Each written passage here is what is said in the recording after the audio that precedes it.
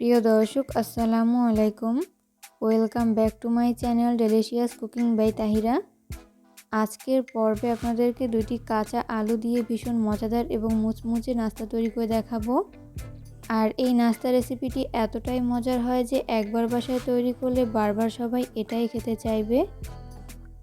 আশা করছি আজকের রেসিপিটি আপনাদের কাছে অনেক ভালো লাগবে। তো চলুন দর্শক রেসিপিটি দেখে নিচ্ছি শুরু থেকে শেষ পর্যন্ত।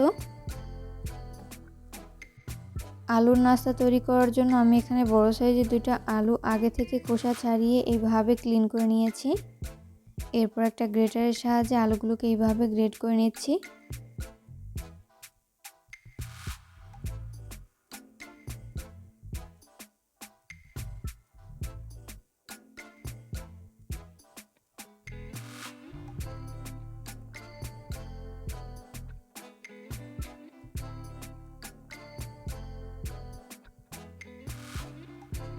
তো এই পর্যায়ে কিন্তু সবগুলো আলু গ্রেট করে নেওয়া হয়েছে। এরপর এগুলোকে আমি অফ ক্যামেরায় ভালো মতো ধুয়ে ক্লিন করে নিয়েছি। তো এরপর এগুলোকে একটা বাটিতে তুলে নিয়েছি। আর দেখতেই পাচ্ছেন আলুগুলোকে এইভাবে মিহি করে কুচি করে নিয়েছি। তো এরপর আমি এর মধ্যে বাকি উপকরণগুলো ব্যবহার করব। খুব সুন্দর একটা কালারের জন্য ব্যবহার করব হাফ চামচ পরিমাণ হলুদের গুঁড়া। এরপর ব্যবহার করব হাফ চামচ পরিমাণ মরিচের গুঁড়া। এরপর ব্যবহার করব হাফ চামচ পরিমাণ ধনিয়ার গুঁড়া, হাফ চামচ পরিমাণ জিরা বাটা, হাফ চামচ পরিমাণ আদা বাটা।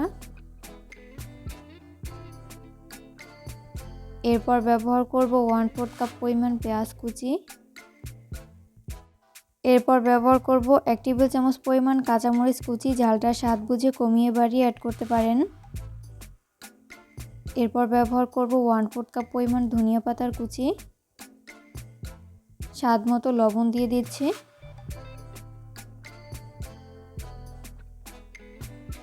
এরপর আমি এর মধ্যে ব্যবহার করব 1/3 কাপ পরিমাণ চালের গুঁড়া। এখানে অবশ্যই চালের গুঁড়া ব্যবহার করতে হবে, তবে চালের গুঁড়া না থাকলে সমপরিমাণ কর্নফ্লাওয়ার ব্যবহার করতে পারেন। এরপর ব্যবহার করব 1/4 কাপ পরিমাণ ময়দা। চাইলে আপনারা এখানে ময়দার পরিবর্তে আটা কিংবা বেসনও ব্যবহার করতে পারেন।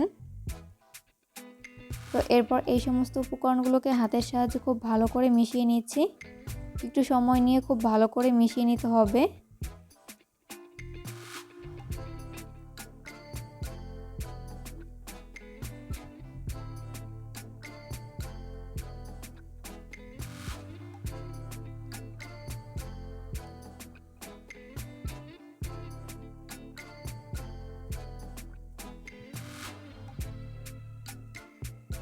তো এই পর্যায়ে মিশিয়ে নেওয়া হয়েছে। নাস্তা তৈরি করার জন্য মিশ্রণটি একদমই রেডি। এরপর এখান থেকে অল্প অল্প করে মিশ্রণ নিয়ে নিচ্ছি। তো এরপর আমি এইভাবে পাকোড়ার শেপ দিয়ে নিচ্ছি। তো আমি এই নাস্তার শেপগুলোকে গোল শেপে তৈরি করে নিচ্ছি। আপনারা চাইলে এই নাস্তার শেপগুলোকে লম্বা শেপেও তৈরি করে নিতে পারেন। তো এই পর্যায়ে আমার একটি পাকোড়ার শেপ তৈরি করে নেওয়া হয়েছে। সেমভাবে বাকিগুলোকেও তৈরি করে নিব। এরপর এই পাকোড়াগুলোকে ফ্রাই করার জন্য চুলায় একটা ফ্রাই প্যান বসিয়ে দিয়েছি। এরপর এর মধ্যে যথেষ্ট পরিমাণ সয়াবিন তেল দিয়ে দিচ্ছি।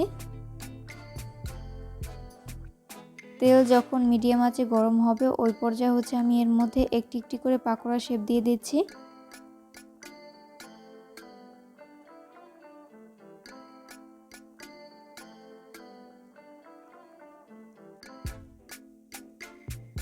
তো এই পর্যায়ে সবগুলো পাকোড়া শেপ দিয়ে দেওয়া হয়েছে। এরপর চুলার আঁচ মিডিয়াম ফ্লেমে রেখে পাকোড়া শেপগুলোকে ফ্রাই করে নিতে হবে। এতে করে দুই পাশ ভালো মতো কুকড হতে পারবে। কোনোভাবেই চুলার আঁচ হাই ফ্লেমে রেখে পাকোড়া শেপগুলোকে ফ্রাই করা যাবে না। সেক্ষেত্রে উপর থেকে খুব দ্রুত কালার চলে আসবে, তবে ভেতরটা ভালো মতো কুকড হবে না। 2 মিনিট পর যখন পাকোড়ার এক পাশ ফ্রাই করে নেওয়া হবে ওই পর্যায়ে আমি পাকোড়ার শেপগুলোকে উল্টে দিব অপর পাশটি ফ্রাই করে নেওয়ার জন্য। উল্টে পাল্টে পাকোড়ার শেপগুলো যখন দুই পাশ গোল্ডেন ব্রাউন কালার করে ভেজে নেওয়া হবে ওই পর্যায়ে আমি পাকোড়ার শেপগুলোকে তেল ঝরিয়ে তেল থেকে উঠিয়ে নিব।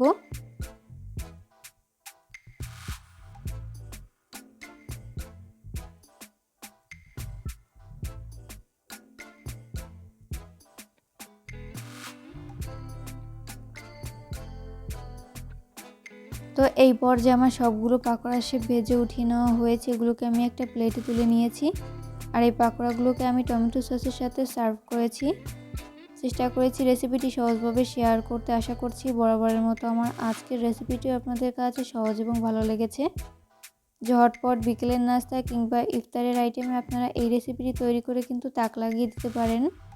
অনেক বেশি মুচমুচে, খেতেও কিন্তু দুর্দান্ত মজার হয়।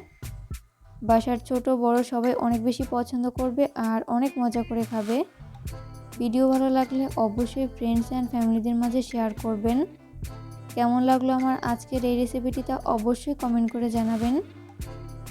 আর এই নাস্তার রেসিপিটি যে কতটা মুচমুচে হয়েছে সেটা বাসায় ট্রাই না করলে বুঝতেই পারবেন না। অবশ্যই রেসিপিটিকে ফলো করে ট্রাই করবেন। তো আমি একটা নাস্তা শেপ আপনাদের মাঝে ভেঙে শেয়ার করছি যে এটা কতটা পারফেক্ট হয়েছে। তো আপনারা দেখিয়ে নিশ্চয়ই বুঝতে পেরেছেন যে এটা কতটা পারফেক্ট হয়েছে। পরবর্তী ভিডিও দেখার আমন্ত্রণ জানিয়ে আজকের মতো এখানে বিদায় নিচ্ছি। সবাই অনেক বেশি ভালো থাকবেন। আল্লাহ হাফেজ।